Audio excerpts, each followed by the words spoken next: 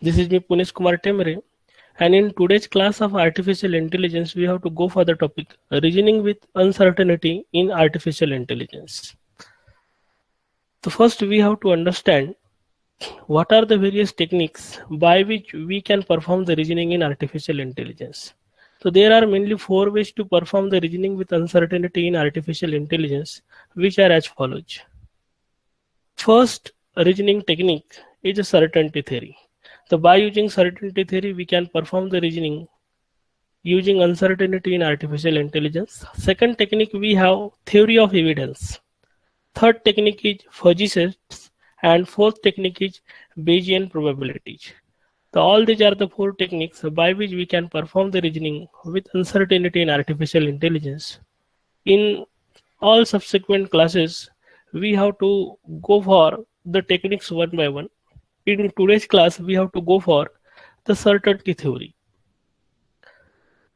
The certainty theory is given was Short-Livy and Buchanan in 1975. This particular theory was used in माइसिन. तो माइसिन नाम का एक medical diagnosis के लिए एक्सपर्ट सिस्टम बना हुआ है, और उस एक्सपर्ट सिस्टम में अगर हमारे पास कुछ अनसर्टन इंफॉर्मेशन है और अनसर्टन इंफॉर्मेशन के बेसिस पे अगर हमें रीजनिंग परफॉर्म करना है, तो at that time we are using this certainty theory. Certainty theory का बेसिक जो है that is what certainty factor, जिसको कि हम कहते हैं सी एफ. तो C F stands for certainty factor. तो सर्टेनिटी फैक्टर एग्जैक्टली है क्या? तो certainty factor is a number that reflects the net level of belief in a hypothesis on the basis of given available information.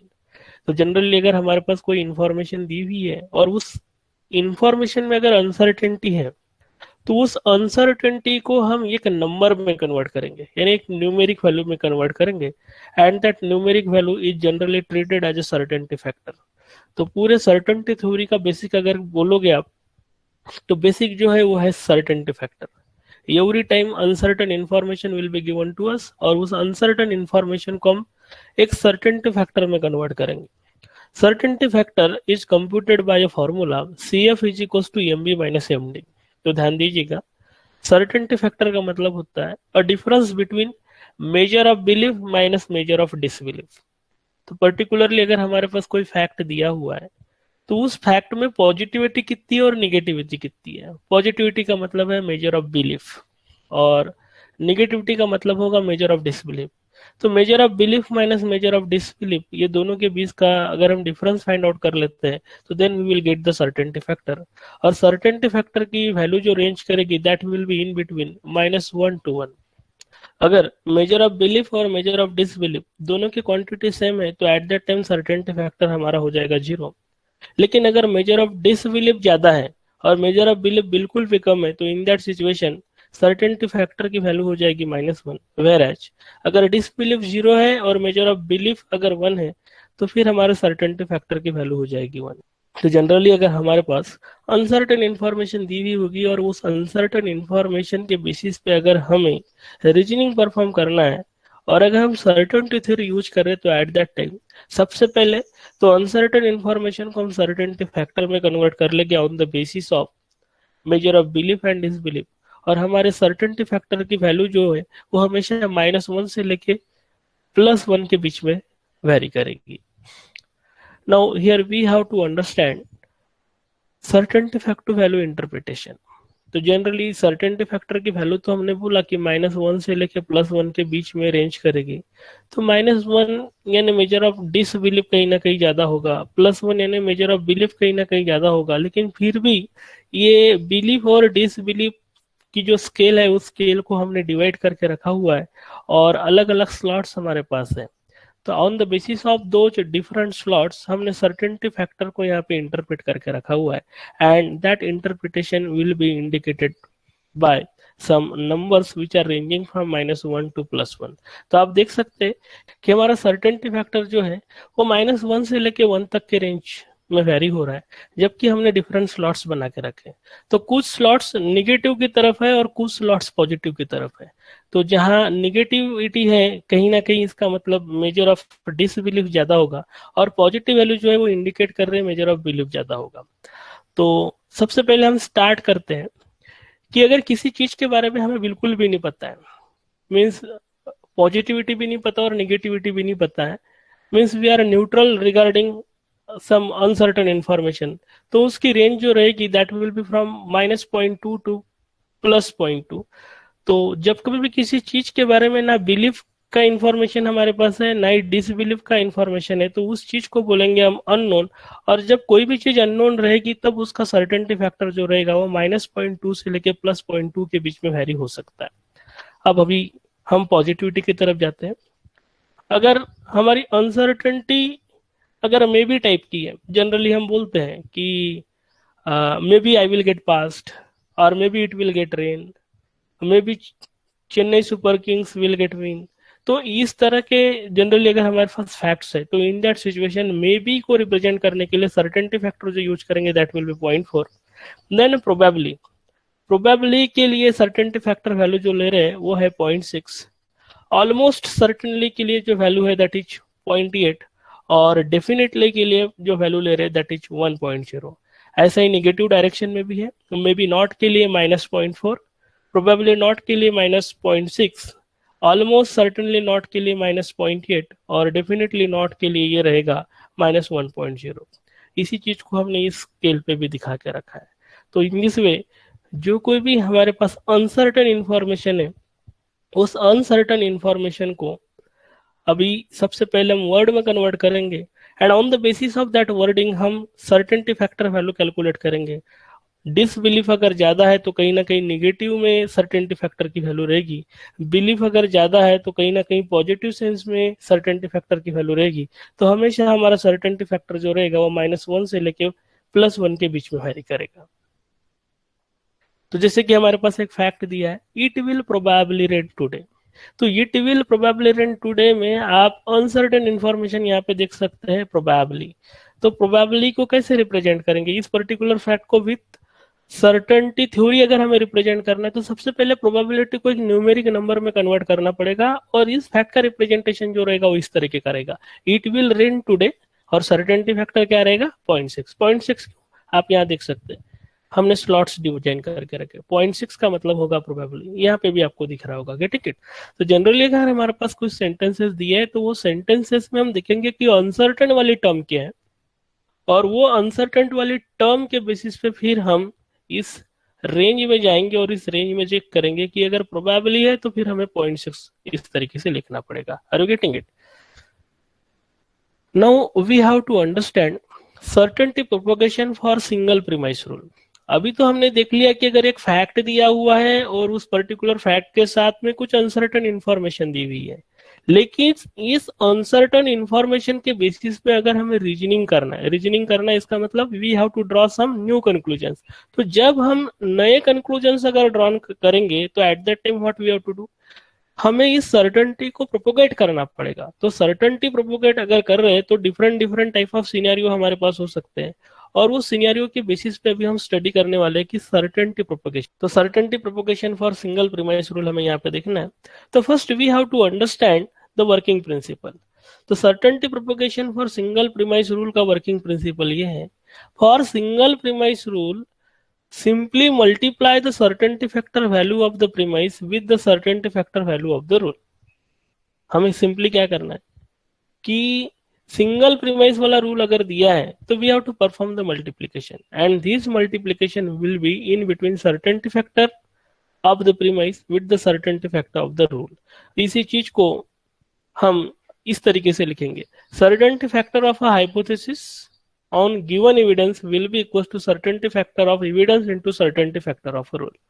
मैं फिर से दोहरा रहा हूँ, certainty factor of a hypothesis on evidence E will be equals to certainty factor of evidence into certainty factor of a rule। अब इसी चीज को हम एक एग्जांपल के थ्रू देखेंगे। जैसे कि हमें यहाँ पे रूल दिया हुआ है, if there are dark clouds then it will rain, certainty factor is equals to 0.8। मैंने डायरेक्टली यहाँ पे इस अनसर्टन इंफॉर्मेशन को सर्टेनिटी फैक्टर में कन्वर्ट करके रखा हुआ है। अगर 0.8 यहाँ पे नहीं दिया हुआ होता तो 0.8 की जगह अनसर्टन टर्म हमको वहां पे दी हुई होती। Getting it? तो रूल 1 है, if there are dark clouds this is what evidence, then it will rain this is what a hypothesis with certainty factor will be equals to 0.8। and then we have given one information, और information ये है there are dark clouds with certainty factor equals to 0.5। तो भी हमें evidences दिए हुए हैं, ऐसा एविडेंस दिया है कि there are dark clouds with certainty factor equals to 0.5। तो अभी देखिए आपका रूल भी यहाँ पे अनसर्टेन है, और आपको जो एविडेंस दिया है that evidence is also uncertain with certainty factor equals to 0.5। And on the basis of this अभी हमें, अगर डार्क क्लाउड्स है तो वाकई में बारिश आएगी यानी इस तरह की चीज को रीजनिंग करना है। तो इंफॉर्मेशन जो दिया है कि if there are dark clouds then it will rain, certainty factor 0.8 है, और अभी जो डार्क क्लाउड्स दिए हुए उसका भी सर्टेनिटी फैक्टर जो है वो 0.5 है, और अभी हमें कंक्लूड करना है वेदर इट विल रेन और नॉट। तो इस चीज को परफॉर्म करने के लिए अभी हम हमारा वर्किंग प्रिंसिपल अप्लाई करेंगे। Certainty factor of a hypothesis on given the basis of evidence. अभी हाइपोथेसिस पे क्या है, इट विल रेन, तो बारिश आएगी यानी that we have to compute. तो we have to compute certainty factor of it will rain given evidence there are dark clouds, getting it. और इस चीज को कैलकुलेट अगर करना है तो हमारा वर्किंग प्रिंसिपल है certainty factor of hypothesis on given evidence he will be equals to certainty factor of evidence into certainty factor of rule। अब इस चीज को हम अप्लाई कर लेते हैं। अप्लाई करते वक्त सबसे पहले सर्टेनिटी फैक्टर ऑफ एविडेंस क्या है वो देख लो। तो सर्टेनिटी फैक्टर ऑफ एविडेंस क्या है, आपके पास एक ही एविडेंस दिया हुआ है, क्या, द डार्क क्लाउड्स, और डार्क क्लाउड्स का सर्टेनिटी फैक्टर जो है वो है 0.5। तो सर्टेनिटी फैक्टर ऑफ एविडेंस में हम लिखेंगे 0.5 इनटू, अभी हम मल्टीप्लाई करेंगे with certainty factor of rule. तो सर्टेनिटी फैक्टर ऑफ रूल क्या है, 0.8, therefore it will be equal to 0.5 into 0.8, और ये मल्टीप्लीकेशन होगा 0.4। और 0.4 को उस स्केल में अगर हम देखेंगे तो 0.4 का मतलब होगा it may be well rain. क्यों, क्योंकि सर्टेनिटी फैक्टर 0.4 का मतलब होगा मे बी, गेटिंग इट। तो इन दिस वे ये जो इंफॉर्मेशन था, एक जो रूल था उसका सर्टेनिटी फैक्टर 0.8 था, जो एविडेंस दिया हुआ है वो एविडेंस का सर्टेनिटी फैक्टर 0.5 है, और ये दोनों के बेसिस पे अभी रीजनिंग परफॉर्म करना था, और रीजनिंग परफॉर्म करते वक्त सिंपली हमने मल्टीप्लाई किया, और मल्टीप्लाई परफॉर्म करने के बाद अभी हमने सर्टेनिटी फैक्टर को प्रोपोगेट किया as a multiplication of both the term that will be equal to 0.4, और 0.4 का मतलब होगा it may be will rain, getting it. Now we have to understand how to propagate the certainty for multiple premise rule। तो multiple rules जब हमारे पास रहेंगे तो multiple rules में कभी एंड हो सकता है या कभी और हो सकता है, एंड दैट्स वाई सबसे पहले हम देखने वाले हैं वर्किंग फॉर कंजंक्टिव रूल्स। तो कंजंक्टिव रूल्स अगर हमारे पास होंगे तो कंजंक्टिव रूल में स्ट्रक्चर इस तरह का रहेगा, if evidence 1 and evidence 2 and evidence 3 then hypothesis with certainty factor of rule will be given to us. और फिर बाद में हमारे पास में एविडेंसेस दिए हुए रहेंगे। तो हमें क्या करना है, अगर certainty factor of hypothesis on the basis of given multiple evidences जिनके बीच में कि एंड लिखा हुआ अगर है, तो ऐसे वक्त अगर हमें सर्टेनिटी को अगर प्रोपोगेट करना है तो एट द टाइम सबसे पहला काम ये है कि जितने भी एविडेंसेस हमारे पास दिए हुए है वो एविडेंस में से ऐसा एविडेंस फाइंड आउट करना है जिसका सर्टेनिटी फैक्टर सबसे कम है। Means we have to choose the lowest और मिनिमल सर्टेनिटी फैक्टर, ऐसा एविडेंस जिसका कि सर्टेनिटी फैक्टर सबसे कम हो, वो मिनिमम वैल्यू हम लेंगे और उस मिनिमम वैल्यू को सर्टेनिटी फैक्टर ऑफ रूल के साथ मल्टीप्लाई कर देंगे, and then we will get the resultant certainty factor. This is what the rule. तो सिंपली ध्यान रखना है कि अगर हमारे पास रूल इस तरह का दिया है जहां पे मल्टीपल प्रीमाइसेस है, तो ऐसे सिचुएशन में चेक करेंगे क्या मल्टीपल प्रीमाइस वाला रूल कंजंक्टिव रूल है क्या, इसका मतलब वहां पे एंड ऑपरेशन है क्या। तो मल्टीपल एंड्स अगर होंगे तो इन दैट सिचुएशन ऐसा एविडेंस फाइंड आउट करेंगे जिसका कि सर्टेनिटी फैक्टर सबसे कम है, उस सर्टेनिटी फैक्टर को सर्टेनिटी फैक्टर ऑफ रूल के साथ मल्टीप्लाई कर देंगे, we will get the resultant certainty factor. इसी चीज को एक एग्जांपल के थ्रू देख लेते हैं। तो हमने रूल 2 लिया हुआ है, if the sky is dark and the wind is getting stronger then it will rain with certainty factor 0.8। तो ध्यान दीजिए रूल जो है, इस रूल में हमारे पास दो दो एविडेंसेस दिए हैं। पहला एविडेंस दिया है the sky is dark, second evidence जो दिया है that is the wind is getting stronger, और दोनों के बीच में एंड ऑपरेशन है यानी कंजंक्टिव रूल है, and then it will rain, इस तरह का हाइपोथेसिस दिया हुआ है। और ये रूल जो है ये अनसर्टन रूल है, अनसर्टनिटी की वैल्यू सर्टेनिटी फैक्टर के फॉर्म में इन्होंने दिया हुआ है 0.8। और अभी हमारे पास जो एविडेंसेस है दो दो एविडेंसेस है, the sky is dark and the wind is getting stronger. ये दोनों के सर्टेनिटी फैक्टर्स दिए हैं। पहला है द स्काई इज डार्क, इसका सर्टेनिटी फैक्टर है 1.0, यानी ऑलमोस्ट सर्टन वाली बात है। And the certainty factor of the wind is getting stronger का है 0.7। तो अभी आपके पास एक रूल दिया है with certainty factor is equal to 0.8, और दो दो एविडेंसेस दिए हैं जिनका सर्टेनिटी फैक्टर है, फर्स्ट एविडेंस के लिए 1.0 यानी 1, और सेकंड जो एविडेंस है उसका सर्टेनिटी फैक्टर जो दिया है 0.7, यानी बिलीफ का वैल्यू ज्यादा है। Means both are positive sense, तो डेफिनेटली आंसर भी आपका पॉजिटिव ही आना चाहिए। तो अगर हम वर्किंग प्रिंसिपल अप्लाई करते तो वर्किंग प्रिंसिपल क्या रहेगा? वर्किंग प्रिंसिपल रहेगा certainty factor of it will rain given evidence E1 and E2। E1 evidence है हमारा the sky is dark and the wind is getting stronger, और दोनों के बीच में क्या है? कंजंक्शन, यानी क्या है? एंड है। तो ऐसे सिचुएशन में हमारे जितने भी एविडेंसेस है उनमें से ऐसा एविडेंस फाइंड आउट करो जिसका सर्टेनिटी फैक्टर सबसे कम है। तो एविडेंस 1 और एविडेंस 2 दोनों में से सर्टेनिटी फैक्टर जिसका कम है ऐसा एविडेंस कौन सा है? E2। उसका सर्टेनिटी फैक्टर क्या है? 0.7। तो हमें यहाँ पे 0.7 लेना पड़ेगा और उसको मल्टीप्लाई करना पड़ेगा with certainty factor of rule. तो सर्टेनिटी फैक्टर ऑफ रूल कितना दिया हुआ है? 0.8। तो 0.7 इंटू 0.8 इस तरह का यहाँ पे मल्टीप्लीकेशन होगा एंड इट कम्स आउट 0.56, और 0.56 का मतलब होगा probably. Getting it? So this is for the certainty propagation for multiple premise rule whenever there will be the conjunction. अभी हम देख लेते हैं कि अगर हमारे पास रूल डिसजंक्टिव रूल्स हैं, यानी अभी हमारे रूल में एंड ऑपरेटर नहीं है, हमारे रूल में और ऑपरेटर होगा, तो ऐसे सिचुएशन में वर्किंग प्रिंसिपल क्या होगा? तो वर्किंग प्रिंसिपल है इफ एविडेंस 1 और एविडेंस 2 और ऐसे मल्टीपल प्रीमाइसेस रहेंगे then hypothesis with certainty factor of a rule. तो at that time first we have to find out maximum. Conjunctive में हम मिनिमम फाइंड आउट करते थे, डिसजंक्टिव में हमें ऐसा सर्टेनिटी फैक्टर फाइंड आउट करना है जिसकी वैल्यू मैक्सिमम है और उसको सर्टेनिटी फैक्टर ऑफ रूल के साथ मल्टीप्लाई करना है। इसी चीज को एक एग्जांपल से समझ लेते हैं। If the sky is dark और the wind is getting stronger then it will rain, और सर्टेनिटी फैक्टर दिया हुआ है 0.9। तो ध्यान दो मल्टीपल एविडेंसेस वाला रूल है और एविडेंसेस के बीच में और ऑपरेटर यानी डिसजंक्टिव है। तो क्या करना है? हमें मैक्स फाइंड आउट करना पड़ेगा। इसलिए भी चेक कर लेते हैं कि रूल जो है, रूल का सर्टेनिटी फैक्टर तो 0.9 दिया हुआ है, लेकिन जो हमारे एविडेंसेस है उनके सर्टेनिटी फैक्टर्स क्या है? पहला एविडेंस जो है द स्काई इज डार्क, उसका सर्टेनिटी फैक्टर दिया है 1.0, और दूसरा जो हमारा एविडेंस है the wind is getting stronger, उसका सर्टेनिटी फैक्टर दिया हुआ है 0.7। तो जब डिसजंक्टिव रूल वाला वर्किंग प्रिंसिपल हम अप्लाई करेंगे तो सबसे पहले हमें फाइंड आउट करना पड़ेगा maximum among the certainty factor of all the evidences. तो E1 और E2 में से मैक्सिमम कौन सा है? 1.0। एंड दैट्स व्हाई अगर हमें certainty factor of it will rain given evidence E1 और एविडेंस E2 कैलकुलेट करना है तो मैक्सिमम वाला सर्टेनिटी फैक्टर फाइंड आउट करेंगे, कितना होगा? 1.0, और उसको हम मल्टीप्लाई कर देंगे सर्टेनिटी फैक्टर ऑफ रूल के साथ। तो मैक्सिमम ऑफ 1.0 एंड 0.7 में से 1 मिलेगा, उसको मल्टीप्लाई कर देंगे 0.9 के साथ, तो आउटपुट क्या रहेगा? 0.9, और 0.9 का मतलब है it almost certainly will rain. तो this was about how to propagate the certainty for multiple premises rule whenever the rules are disjunctive. Now we have to go for the certainty propagation for similarly concluded rules. अब similarly concluded rules का मतलब ये है कि हमारे पास multiple rules हैं और ये रूल का आउटपुट जो है वो सेम है।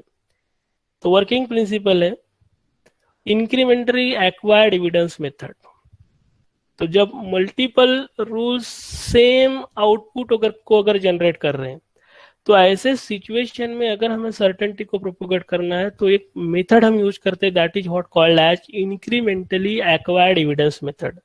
अब ये मेथड कैसे वर्क करता है that we have to understand. जैसे पहला रूल दिया है if evidence 1 then hypothesis H, और सेकंड रूल जो दिया है if evidence 2 then hypothesis H। ध्यान दीजिएगा पहले रूल का एविडेंस और दूसरे रूल का एविडेंस दोनों अलग अलग है, जबकि दोनों का आउटपुट यानी कंक्लूजन जो है वो दोनों का सेम है। Means hypothesis is same, means both the rules are there which are concluding the same things. और ऐसी सिनेरियो में अगर हमें सर्टेनिटी को प्रोपोगेट करना है तब हम incrementally acquired evidence method use करते हैं। तो इंक्रीमेंटली एक्वायर्ड एविडेंस मेथड हमारा टोटल 3 केसेस में वर्क करता है। पहला केस है if both the certainty factors are greater than 0। इसका मतलब रूल 1 और रूल 2 दोनों के सर्टेनिटी फैक्टर्स अगर पॉजिटिव है। This is what the first case. तो फर्स्ट केस के हिसाब से अगर हम सर्टेनिटी को प्रोपोगेट करते हैं तो it is given by certainty factor of combined CF1 CF2 will be equals to CF1 plus CF2 into 1 minus of CF1। यानी यानी फर्स्ट वाला सर्टेनिटी फैक्टर हमने पुलर लिया प्लस सेकंड वाला सर्टेनिटी फैक्टर जो है उसको मल्टीप्लाई किया किसके साथ, 1 माइनस ऑफ CF1 के साथ। This is what the case 1 जिसमें हम ये आउटपुट कैलकुलेट कर सकते हैं। सेकंड केस है जिसमें CF1 या CF2 ये दोनों में से कोई एक ऐसा है जो लेस देन 0 है। दोनों अगर पॉजिटिव थी तो केस 1 था। CF1 और CF2 दोनों में से कोई एक नेगेटिव है तब हमारे पास केस 2 रहेगा। और केस 2 के हिसाब से जब हम कंप्यूट करेंगे तो it will be equal to CF combine will be equal to CF1 plus CF2 divided by 1 minus of minimum of cardinality of CF1 CF2। यानी absolute value of CF1 CF2 दोनों में से जो मिनिमम रहेगा उसको minus करना है 1 में से। This is what the case 2। और थर्ड केस जो है जिसमें CF1 और CF2 दोनों नेगेटिव है तो in that situation we are computing it as CF combine will be equal to CF1 plus CF2 into 1 plus CF1। Getting it. अभी इन्हीं चीजों को हम एक एग्जांपल के थ्रू समझेंगे। तो हमारे पास एग्जांपल है, रूल 4 दिया हुआ है if the weatherman is saying it is going to rain then it is going to rain with certainty factor will be equal to 0.8। और सेकेंड रूल जो दिया है if the farmer is saying it is going to rain then it is going to rain with certainty factor is equal to 0.8। तो जरा ध्यान दीजिए, यहाँ पे हम प्रेडिक्ट कर रहे हैं कि whether it is going to rain और नॉट। और it is going to rain ये प्रेडिक्ट करने के लिए हमारे पास दो दो एविडेंसेस है। अगर वेदरमैन कहता है तब या फिर हमारे फार्मर कहते हैं तब। तो वेदरमैन अगर कहता है कि it is going to rain then it is going to rain, certainty factor है 0.8। और अगर फार्मर कहता है कि it is going to rain then it is going to rain, certainty factor है 0.8। तो इस पर्टिकुलर सिनेरियो में अगर हम देखेंगे तो एट दैट टाइम दोनों के लिए सर्टेनिटी फैक्टर की वैल्यू जो है वो 0.8 है। So here we have case 1, weatherman and farmer both are certain in rain. So CF of evidence 1 and CF of evidence 2 is given as 1.0 and both are certain in rain. And on the basis of that, certainty factor of hypothesis given evidence 1 हमें calculate करना पड़ेगा, that will be treated as CF1 and that's why CF1 जो होगा it will be equals to hypothesis given evidence 1 will be equals to certainty factor of evidence into certainty factor of rule 4. So it will be equals to 1 into 0.8 that is 0.8। बाद में certainty factor of hypothesis given evidence 2 हमें calculate करना पड़ेगा, that will be CF1 H given evidence 2 and it will be equals to once again 1.0 into 0.8 तो it will be 0.8। अब देखिए CF1 और CF2 दोनों जो है हमारे ग्रेटर देन 0 है। CF1 जो है यहाँ पे 0.8 मिल रहा है और CF2 जो है दोनों दूसरा भी हमें 0.8 मिल रहा है and that's why the case 1 will be applicable where CF1 and CF2 both are greater than 0 and therefore CF combine अगर हम कैलकुलेट करते हैं तो CF combine will be given as CF1 plus CF2 into 1 minus of CF1। तो CF1 कितना है आपके पास 0.8 और CF2 कितना है 0.8। तो सेकंड वाला जो 0.8 रहेगा उसको 1 माइनस ऑफ CF1 के साथ मल्टीप्लाई करना पड़ेगा।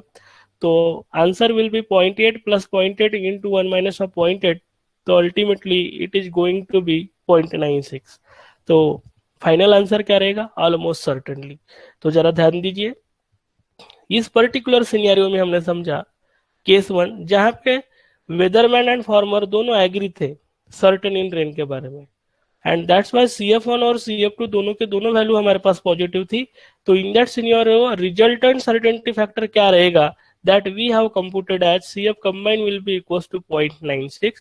तो हमारा आंसर जो आ रहा है दैट इज ऑलमोस्ट सर्टेनली। तो this was about the case 1। तो here we have case 2 where weatherman is certain in rain and farmer is certain in no rain. इसका मतलब वेदरमैन पॉजिटिव बिलीफ में है जबकि फार्मर डिसबिलीफ में है।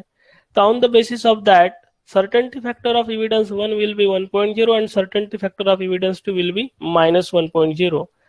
तो सबसे पहले हम certainty factor 1 given hypothesis evidence 1 अगर कैलकुलेट कर लेंगे तो it will be equal to 1 into 0.8, that is certainty factor of evidence 1 into certainty factor of rule 4।